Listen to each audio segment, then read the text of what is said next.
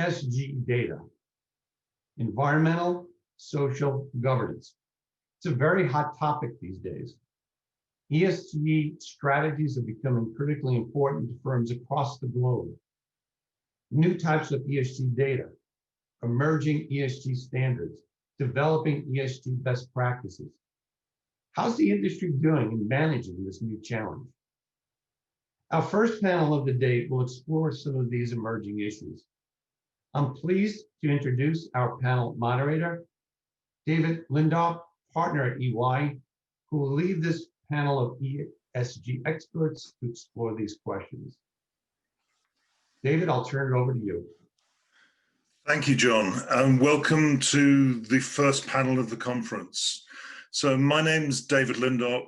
I lead EY's data and analytics capability for financial services in the UK. And I'm very proud to introduce our panel.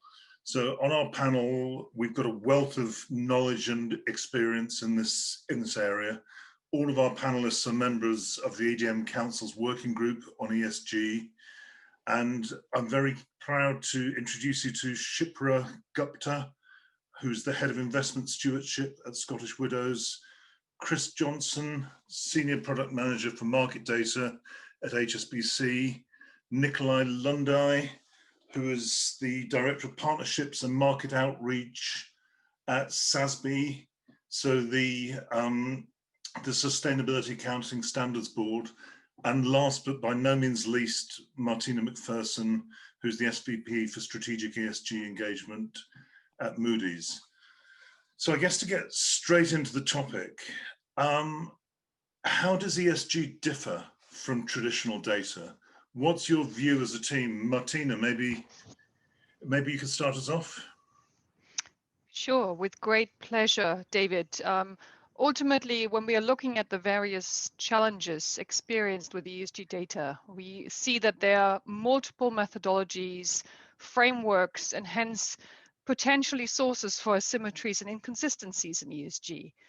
After all, this is still a very young market. We see multiple normative and regulatory frameworks and standards for disclosure reporting, and now increasingly for accounting. What has happened over the last few years in particular is now an alignment and harmonization when and where these normative and regulatory frameworks are concerned. And I know Nicola probably will talk to this from a SASB perspective. There's also work in the making from IFRS on the accounting side, and obviously from some of the policy and regulators here at the EU's level. For instance, the EU Commission's work together with the EFRAG group around non-financial reporting standards. Last but not least, what has happened is a more insightful debate around the divergences. We've seen research, comparing ESG ratings with credit ratings. ESG ratings are correlated apparently somewhere around 60% versus 99% where credit ratings are concerned. So that means you see scope divergence, weight divergence, measurement divergence where ESG data and information is concerned. And here to sum up, AI and fintech can ultimately act as a strategic enabler to overcome data biases that arise from self-disclosure, from annualized and outdated information, and ultimately they can provide a more holistic view on some of the key, as we call them, material issues in real time. Thank you, Martina. And Nikolai, from a SASB point of view, and you're very closely focused on establishing standards and a common way of looking at sustainability in particular. What's your view on what makes this data set unique? It's a great question, and I think I'm glad that you pointed out standards, because sometimes it's easy to take for granted that we have about 50 years worth of financial accounting standards that really, until that time, there was a lot of variation in how financial statements could have been prepared and varied slightly from accounting firm to accounting firm. And it took decades for that work really to get to standardization. And then now we're reaping the benefits of that. We're not there yet in the maturity of ESG data, but we're fortunate to have lessons learned from financial accounting and standardized data management to date.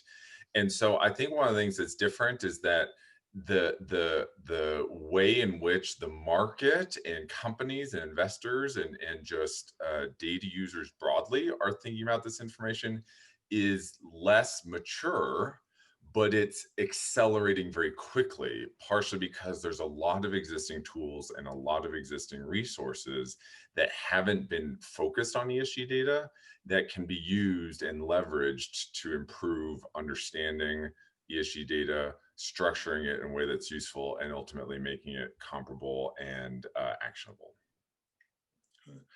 And Shipra, I guess from an asset management point of view, asset ownership, this is a particularly important topic as well. I mean, from your perspective at Scottish Widows, what are you seeing around the strategic importance of ESG data?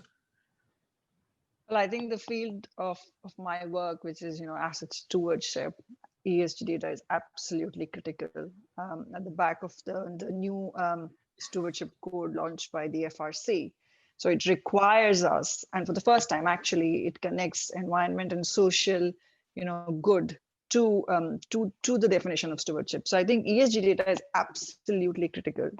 And as Nikolai pointed out, we don't have the luxury right now, given how fast things are moving and how fast we must act. We don't have that 50 years to come to a process of standardization. So we must learn quickly. And while companies get to a stage where they can actually disclose in a standardized way enough for us to actually procure that, or our managers to get it directly from companies, we rely heavily on some of the data providers. And I think, which is where I think is also the scope for greater leadership to be shown by them in terms of collaboration, where we kind of agree that they kind of agree and work with each other to actually provide base level data. Because right now the challenge is that for the same kind of question, we get different answers. If you think about an example on global norms, I mean, these are big conventions like UNGC, ILO, UN guiding principles on business and human rights. I mean, you find that there are data sets out there that actually some have names of companies as violators and some don't. And these are actually big critical issues. So how can a company flag as being failed a violation test versus one not? So I hope while SASB progresses the work on standardization and company-based disclosures, we also see leadership from some of the data providers out there who provide us with ESG data at the moment and estimate from various data sources. So this is clearly a critical data set. Be quite interesting to get some views on what are the current challenges. I mean, how do we integrate this with our existing data? How do we manage it? And Chris, from an HSBC point of view, what are the challenges that you're facing? Right, I think speaking as a data manager, the message I'd give to other data managers is that ESG is really not a plug and play with what there is currently with financial data. It's very counterintuitive and it needs to be understood before it's used. ESG data that we see today has been around for up to 40 years. And there are many very well established and very high quality companies that produce this information, and they've been paid to do so by investment desks for decades. But it's really, from what we've seen, designed for investment decisions, whereas where we are in security services, we're in the post-trade and we're looking to find ways of measuring. And I think this is the crux of the issue, is when you're integrating ESG into your enterprise data management, how do you do so? As Shipra was articulating, you'll get very different answers from different sources, and within investment desks, you take that in, and that's useful and helpful for making decisions. But when you're trying to report and come up with answers, that's much more challenging. So I break it down very, very briefly is into three different components, if you like. There's the mature ESG information that's been around, that it's known, the scores and ratings, and that's where there is known variability. These are more research opinions. They can be patchy. They're limitations of company disclosures. As Shipra said, vendors do estimates on some of these. And that's the bit that's more mature. if you will. Then we move on to the more emerging types of ESG information, and that's where we see the EU taxonomy and other regulators coming in and starting to become prescriptive and enforcing mandatory disclosures, green bond labels, measuring real assets. That's really where a lot of emphasis is on now. And then finally, is on the new types of information, things like sustainable development goal measurement, things like climate transition and impact. So across all those different areas, they all have very different characteristics. And the challenge is to make sure that when you do integrate it into your systems, you do it very carefully, because as any data manager knows, once you've integrated it, it's very, very difficult to take it out again. So you need to make sure that you take very firm steps. But as Shipra said, there's no time to waste. We've got to, progress is needed, but tread with care. So it's not just about external data as well, isn't there? I mean, there's a requirement to integrate internal data sources and to bring in data sources from multiple areas. I guess I'll throw this open to the panel. Are we thinking about this purely as a regulatory issue, or is there an opportunity for us to be bringing our internal data into this and using it for business decision making as well? I mean, I can go and talk a little bit about, again, given asset owner lens. So as you know, as an asset owner, we work with multiple asset managers. And one of the critical ways that you can actually get to a Paris aligned world would be through engaging with some of our holding companies as well, which also requires our asset managers to engage with them. And so one issue is the actual lack of consistent data as well. I mean, the whole world's been talking about net zero, and we don't even have consistent data across scope 1, scope 2. I mean, forget about estimating scope 3. But equally also for us as asset owners to take decisions at the back of data, we need that technology, that digitalization that we are talking about, where we actually have one view of, whether it be our priorities around climate, or one view on our priorities around cognitive diversity on boards that can actually help us with any of these transitions around ESG. And what we have is we don't have that, because each of our managers are using a separate data provider. They are using multiple systems of their own that do not speak necessarily to each other. Forget us having a one view from the top. And then we also closely monitor engagement of our managers. But then, the way currently engagement with companies is reported is, how many meetings they had. How do you assess the quality of the engagement, right? How do you actually quantify that and put it in an interface where you can meaningfully collaborate with your managers and guide their engagement opportunities? So a lot of scope of development, but I hope things will go in that direction. I also think equally there is also this lumping of E, S, and G together, and all three are at a different journey of maturity, if I could say so. And again, there are nuances around it that need to be managed really carefully. So I'm reflecting on the point that you made, Chris, that we need to move quickly on this, but we need to do it right. I guess, are there lessons we can learn from the past? How do we make sure that we integrate this data in a flexible way? And Martina, what are your thoughts around that? Sure, I think integration is key, because we still are in that learning phase to define extra financial information. And even around extra financial information, there are conundrums out there to define this as non-financial information. I think that has led to a lot of confusion in the past, if and where materiality is concerned. But just to highlight here around integration, I mentioned earlier the triaging of information and the interconnectedness of information sources that Shipra also just alluded to. I think this is a top-down strategic approach that needs to happen in alignment with the different divisions within companies where data, methods, and operations are concerned. And it needs to be linking also to information sources within organizations. We are going through this exercise in a moment to identify for instance, for reporting purposes, where are the sources of ESG information? May that be within HR, may that be within finance, may that be within CSR. and connecting these different elements so that you're aligning your vision, mission, and your structures. And Nikolai, I mean, as a community of data professionals, what should we be doing around establishing standards using what's already there? That's a great question, where there's a lot of work that's been done, primarily in the nonprofit standard setting space, that organizations have leveraged the existence of financial accounting standards, IFRS and FASB, to be able to come up with systems for working with companies and investors and other market participants, employees, consumers, others who might use this information, to try and align around what's a handful or set of data indicators or metrics that can ultimately allow for improved comparability and usefulness of information. But the thing to understand is that not all ESG data is really kind of an umbrella term for information that can actually have a different set of use cases.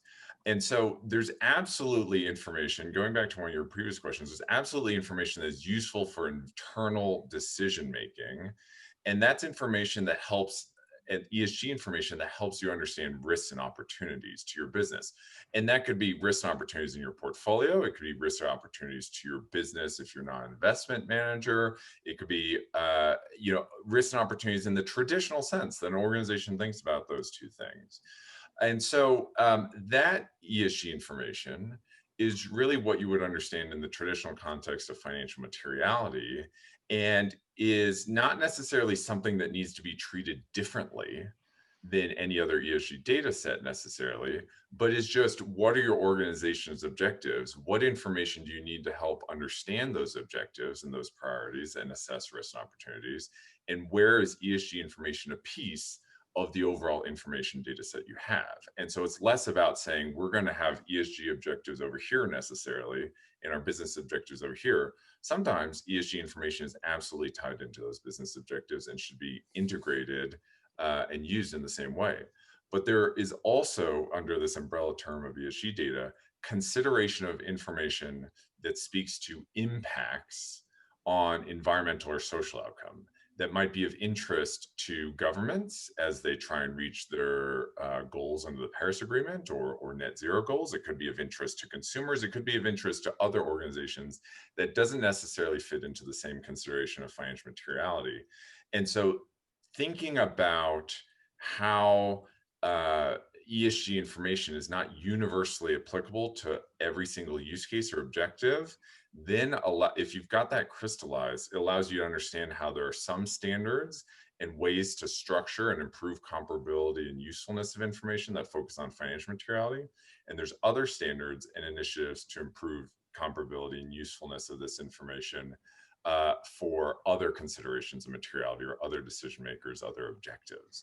So I think that that's an important consideration in understanding this umbrella term of ESG data and where standardization is happening, and not all ESG information is going to be standardized for the same objective. I think that makes a lot of sense. So I guess the main question for me and for this group is, so what? What are the next steps? What are the priorities? So, I mean, Chris, what are your thoughts around that?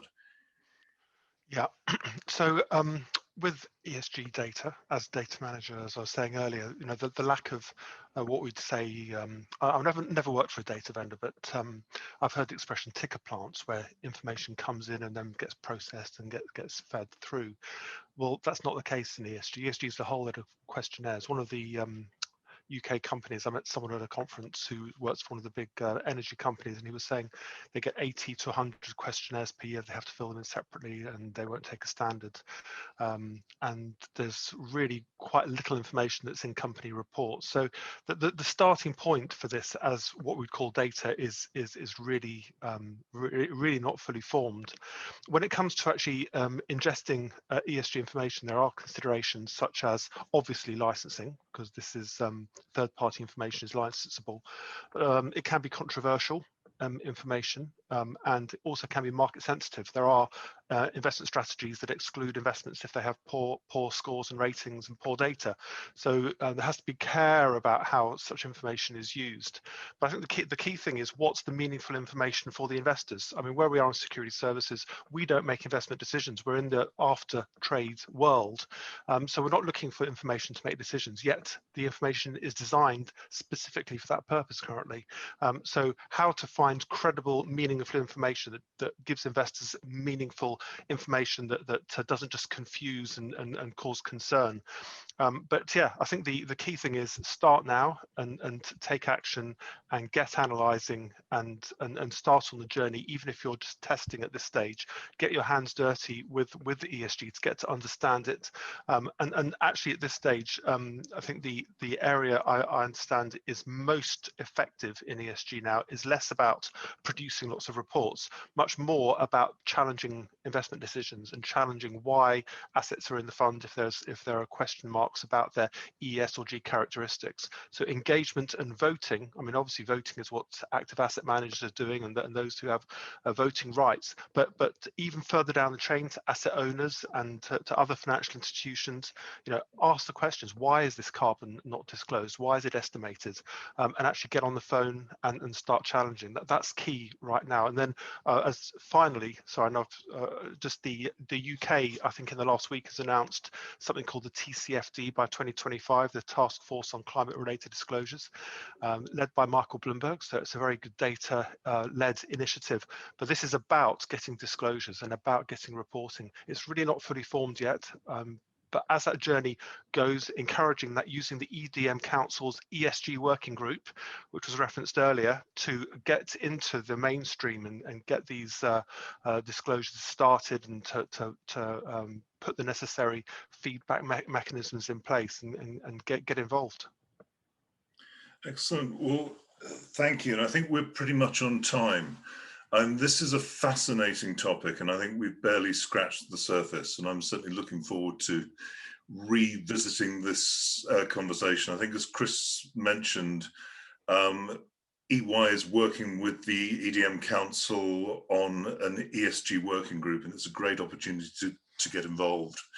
And I think this is a topic which will only continue to grow and grow in strategic importance. I think all you have to do is to read the news and look at the increasing focus on it. And I think it's a real opportunity for us as data professionals to, dare I say, learn from some of the mistakes of the past and look at how we approach this. So I'd like to say thank you to all of the panelists for your insights and your contribution. And at this point, we'll hand back. Thank you very much indeed. David, thanks. Thank you. And thanks David. to the panel. Thank you. Before we let you guys go, I have a question to ask the panel. You mentioned the work that's taking place right now with the working group and such, and really the question is, this is an inevitable thing for the data professional, whether they're managing ESG data or not. They probably will be at some time.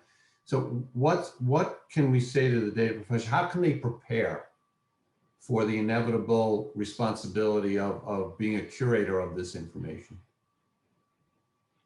Well, really briefly, I would suggest asking your data vendors. I did this in 2016, and out of all of our data vendors, of which there are dozens, only one came back with anything. It's a very different landscape now. There's been lots of M&A, but from the third-party perspective, there are some very big companies now invested in ESG information. But I would look into some of. I would dig deep, is what I'm trying to say. To find the different suppliers and speak to fund managers and research it, because they're not going to be the usual names. The ESG companies that are big in the world of ESG aren't necessarily big in the wider world of data management. And I actually think that the DCAM framework that the EM Council has can provide a great application for thinking about ESG data and what are your business needs, what are your objectives, how do you clarify that internally and think about differences between financial materiality or identifying impacts. And then, ultimately you have to think about data architecture, and there's great existing resources that can help you with organizing information. Chris mentioned the TCFD, which provides a framework for climate considerations tied to financial materiality. SASB provides standards, not only considering climate, but other E&S considerations as well. But if you want to look at the impact considerations and meeting things tied to potentially the EU taxonomy or other needs for identifying impact, you've got things like the GRI standards or even the SDGs or impact metrics from IRIS. And so there's, as you think about data architecture, there's existing organizations that have spent years developing guidance and frameworks and standards that can ultimately help you as you're moving through the DCAM model.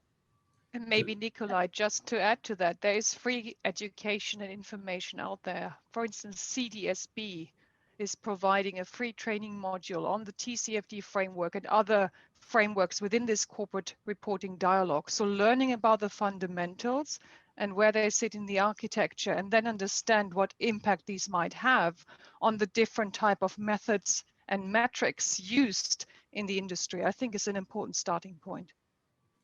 So Martina. Finally, there's one more from me, which is I think you have to talk about integration. I think what's happening is we are treating ESG data as a separate stream of add-on non-financial information, which has been discussed. I think, I would want my data team to look at and help us answer questions as to at what point do we get it integrated, with the other information. What are the various touch points? What the flow through should be when you build that architecture? I think with that mindset only we can change the world, and then have the issue of dynamic materiality or double materiality where we look at risks and impact together. So yeah, sorry. No, great. So I heard a couple of things. Transparency of the data. I heard use of framework and education and training. And I think for those who are participating in the ESG working group, I think some of those things are what are the goals of that group, right? Even to make just links available to pertinent articles and things being discussed. So we got a long journey ahead of us, I think, with the ESG data. Let me again thank the group. David, great monitoring. Thank you very much, and thank you, EY, for your contributions to that activity and for running this panel. So thank you all, folks. Thank you, John. Cheers. Cheers. Thank you. Goodbye.